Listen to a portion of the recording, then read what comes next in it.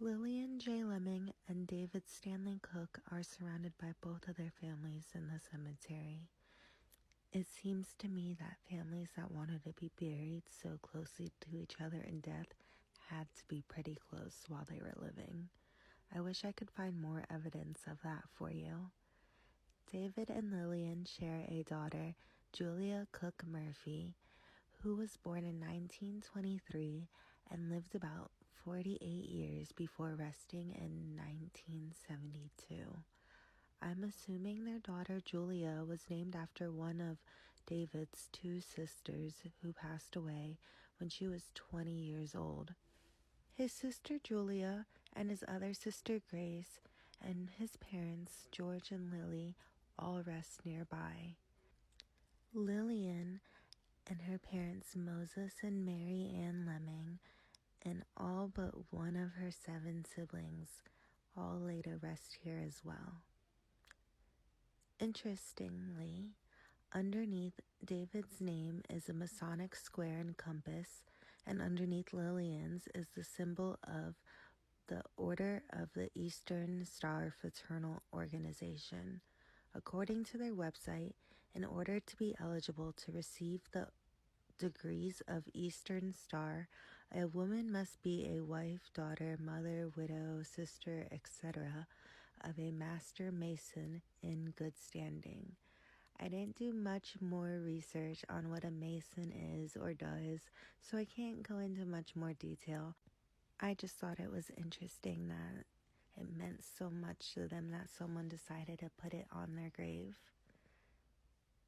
So another fun fact is I was weed eating this whole cemetery, well, because of my grandparents, but the reason why I stopped to clean the graves is because of David's parents.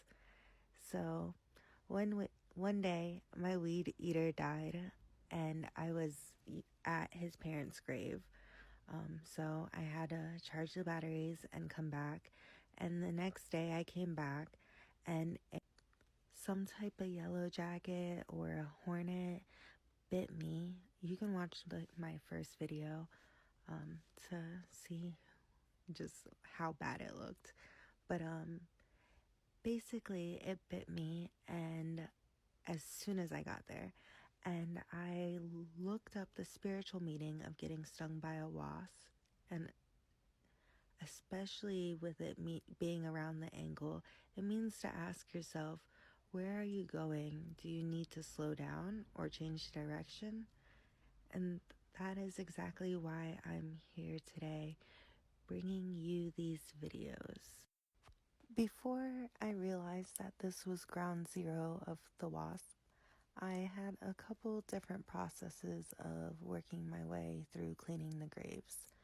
First, I was trying to find a water spigot that works, so I stumbled across a couple graves that were super mossy, and I cleaned them. And then I decided to go back to the beginning where, you first enter, and that's the web graves that you'll see soon, that I have to do a couple more rounds at. So I went back to the mossy graves and found this one and looked around and realized where I was, which is just funny how it brought me back full circle.